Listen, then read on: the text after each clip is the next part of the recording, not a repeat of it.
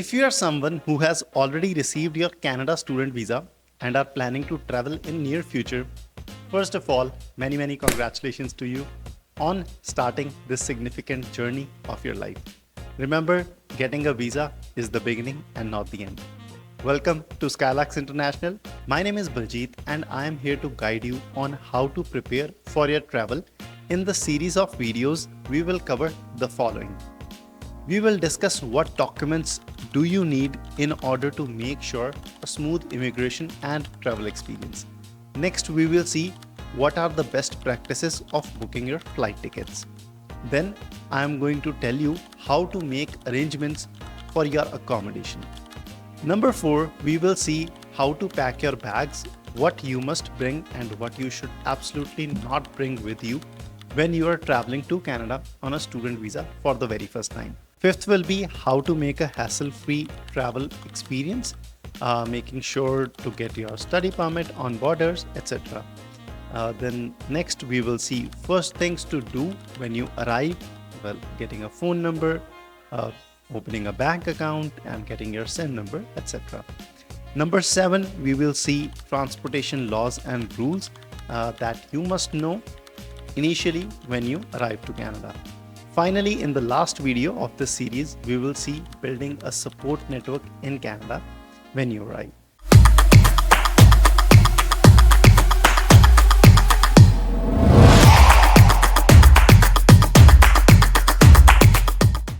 Okay, so let us talk about the very first and the most important part.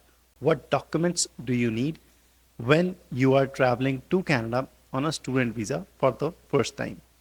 I will mention the document names first, and in this video we will just cover the documentation part. Further, each aspect we will cover in the following videos. So here's the list and let's have a quick look. Number 1 is letter of acceptance, then comes your GIC certificate, of course if you applied under SDS category. Next is medical exam e-receipt, then are the fee receipts from your college or university.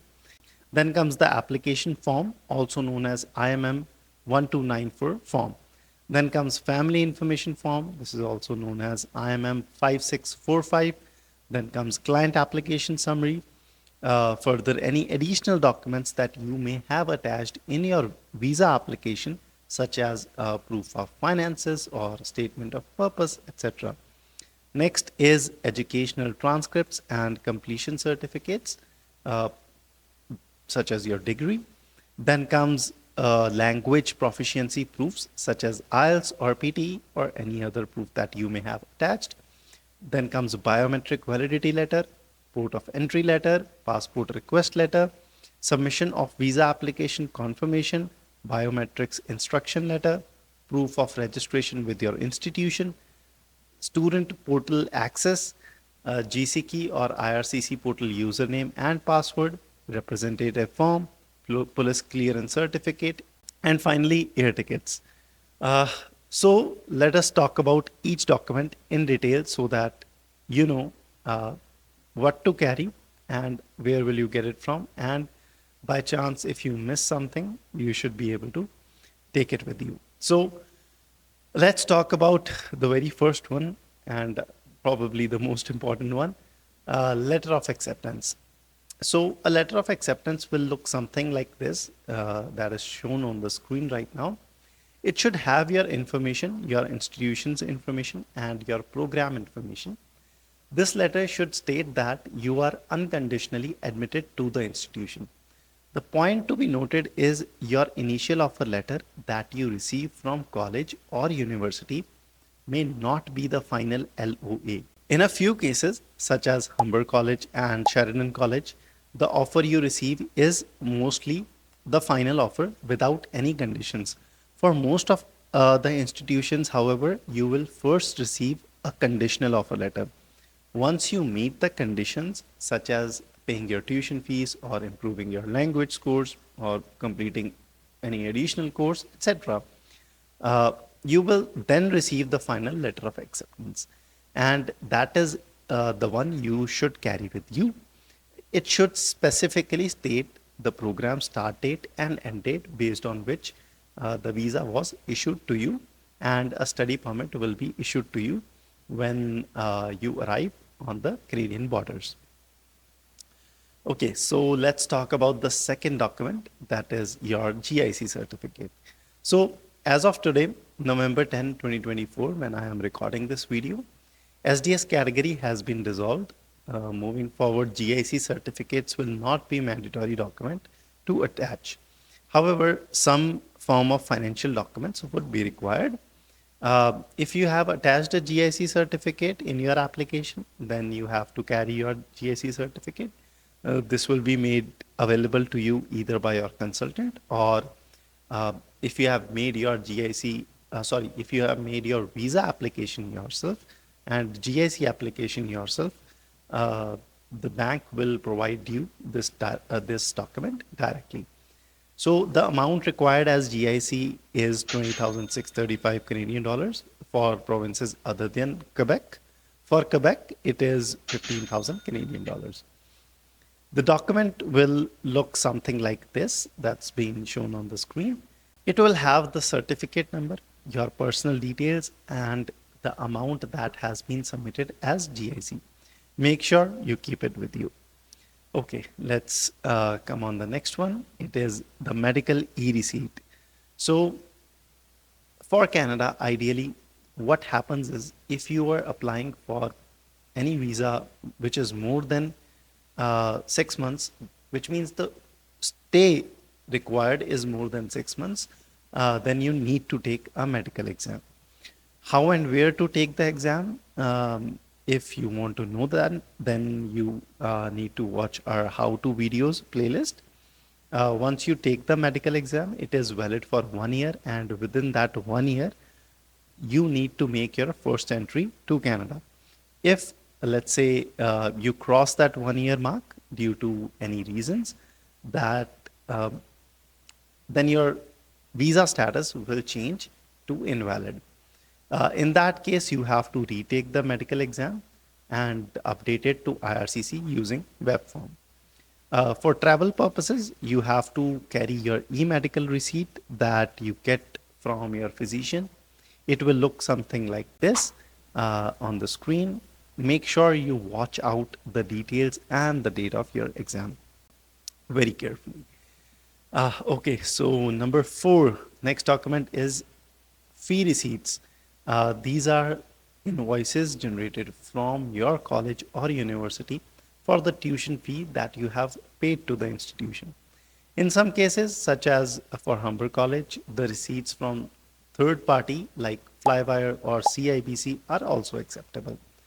Also, if you have made a wire transfer, I always recommend that you carry your SWIFT copies with you as well. The fee receipts will look something like this. The third-party receipts will look something like this, and the SWIFT copies are the ones you will now see on the screens. SWIFT copies may come into use if you are trying to get a refund from the institution. Well, due to some reasons, you may need it, not always. Otherwise, the fee receipts are enough. Okay, so let's come to the next one. The next is application form, also known as 1294 form.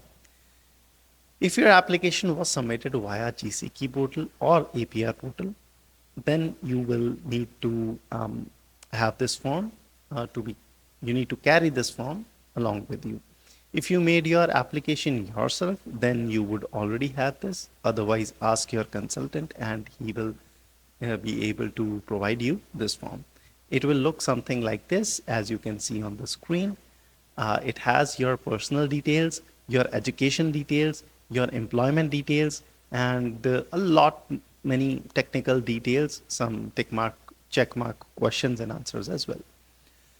Okay, again, the next one is also valid if the application was submitted via GCK or the APR portal. It is the Family Information Form, also known as 5645. It will have your family details and it will look something like this. So coming on to the next one, it is Client Application Summary. Now, if your application was submitted via IRCC portal, in that case, you will not require the IMM 1294 and IMM 5645. Instead, you will need an equivalent client application summary document that will look something like this. Uh, Further, additional documents are optional when you submit your application. However, if you have submitted any additional document such as proof of funds or statement of purpose, some loan sanction letters, your salary statements, your employment documents, then you have to carry them, all of them in your file. Okay, so let's talk about the ninth one. Uh, these are your original educational transcripts. Uh, well, you may have a single transcript or a semester-wise mark sheet or a combination of both. And you may have some degree certificates, completion letters, whatever you have received from your completed educational institutions. Carry everything starting from your grade 10. Next is if you have attached the language proficiency results in your application, which most of you would have, obviously, you have to carry its official results. It may be IELTS, TOEFL, PTE, CELPIP, or CALE, or in fact any other that you may have used to support your application. Coming on to the next one, BVL or Biometric Validity Letter. It is the document that confirms the validity of your biometrics for 10 years. It is received as a PDF in your portal. Similarly, passport submission request, submission confirmation, port of entry letter, biometrics instruction letter, all of these are received on the portal. You can download these from the message box in your portal. Get them printed and carry these along with you. Okay, let's talk about the next one now. It's the student portal access of your institution. Now, when you are admitted to an institution in Canada, you will receive the access to its student portal.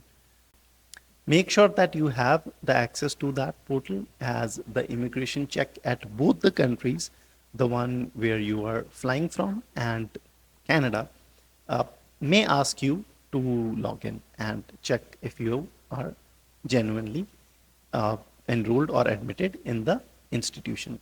Also, if your registration have begun for the classes, make sure you register and have your schedule printed out with you.